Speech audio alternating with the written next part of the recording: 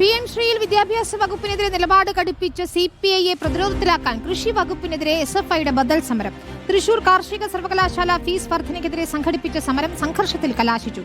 Fees വർധനയെ തുടർന്ന് പഠനം നിർത്തിയ വിദ്യാർത്ഥിയെ തിരിച്ചെടുക്കുമെന്ന് മന്ത്രി P. പ്രസാദ് പറഞ്ഞു.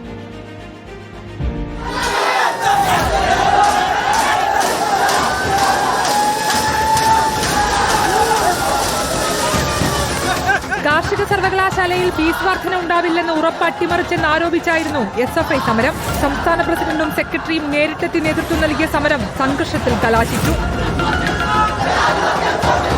സമരത്തിനെതിരെ പോലീസ് 3 തവണ ജലപീരങ്കി പ്രയോഗിച്ചു. പോലീസിന്റെ ഷീൽഡ് കൈക്കലാക്കിയാണ് പ്രവർത്തകർ ജലപീരങ്കിയെ പ്രതിരോധിച്ചത്.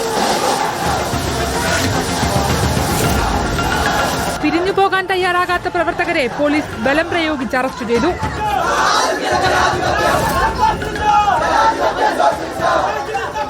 ഫീസ് വർധന പുനഃപരിശോധിക്കുമെന്ന് മന്ത്രി P. പ്രസാദ് പറഞ്ഞു. TC കൊടുത്തു, TC അദ്ദേഹം വാങ്ങിച്ചു. എങ്കിലും തിരികെ കോടതിയിൽ അദ്ദേഹത്തെ പ്രവേശിപ്പിക്കാനുള്ള നടപടികൾ സ്വീകരിക്കണമെന്ന് തന്നെയാണ് പറഞ്ഞിരിക്കുന്നത്. അദ്ദേഹത്തിന് ഫീസിന്റെ കാര്യത്തിൽ പ്രശ്നമുണ്ടാവുകയില്ല.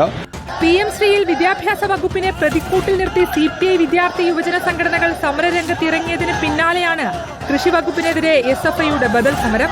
റിപ്പോർട്ടർ, തൃശൂർ.